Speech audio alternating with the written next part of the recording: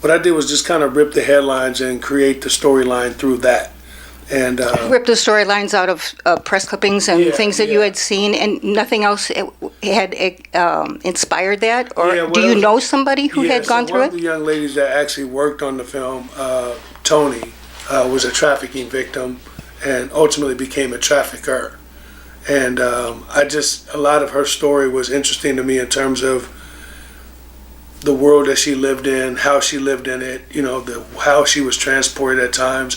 And then ultimately when she flipped the script and became part of this thing, I was just like, how does that work? And it made me explore a completely different side of this world, which was the people that actually do the trafficking, which I don't get a lot of time to talk about because the movie is so grounded in the world of being a victim and refusing to be a victim.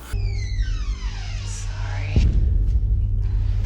What are you doing in here? Let's go. Now. We've got a big problem. Can't find the phone. People I work for do not accept mistakes. It's crazy. I'll tell you, it really has made me, being in this film really has made me look at life differently. I mean, like Deon's scene where the girl goes into the gas station and runs into Paula in the bathroom. You look at someone who's bruised up and scratched up and hair messy and they look a mess. The first thing you think of, oh, they must be homeless. The second thing you probably think is, okay, here they come. They're going to ask me for money. Or how do I... drugs or an alcoholic. They might be on drugs. They might be an alcoholic. You just want to get out of the bathroom as fast as possible. But now you think, well, maybe they're in this situation against their will. Mm-hmm. Maybe they're a slave. Mm-hmm. Maybe this is their moment to get out of that situation. Let's have a little bit of empathy and maybe listen. I think I put my phone in your bag by accident. Let me help you. Just give me the phone. Just give me the phone, okay? We will kill you. Hold on! I mean, I wanted Laz to do the movie because I was already a fan. Did you have Paula in first, or who came Paula first? Paula came first. And how did you get her to be a producer, or did she... So Paula came on, basically, I started stalking her. I started stalking her, and then we had a mutual friend who connected us. And she was not. She was at first. She was a little hesitant. This is not what she does typically. No, it isn't. And we went around and around about why. She thought the issue was incredible, but how we were trying to address it, she didn't like originally. So we started really. What didn't she like about it? It was just the original script was really in your face.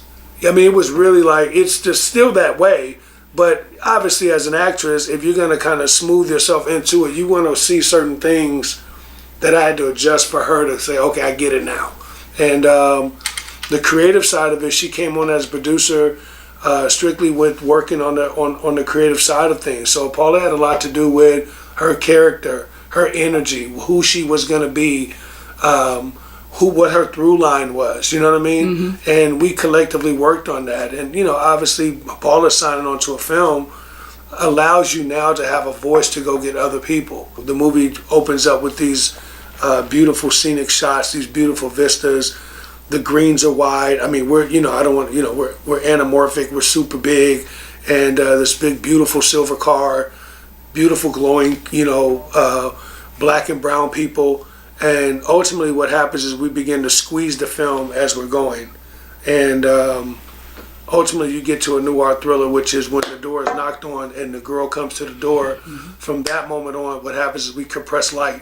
So you go out the door, the movie is now lit with headlights, it goes boom, boom, boom, boom, and all of a sudden now you're in another world. So you want to surprise the audience. Yeah, and then they stay there. And that's where everyone goes, oh, it feels like it's a different movie. That's intentionally done because now it is a different movie. The scene immediately following that is they have an argument, which is very dimly lit in the same house they were in.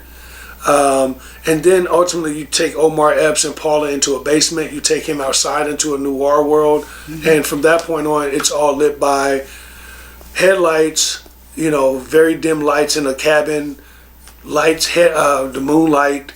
And what happens is the psyche, your body is going, what just happened? Because I gave you a nice 40 minutes of this, and right. Now you go like that. And then as you're watching the film, what begins to happen, which I think is really cool, is the areas that your world that you're in, the locations get smaller. So ultimately, you end up in a cave that's 4 feet tall.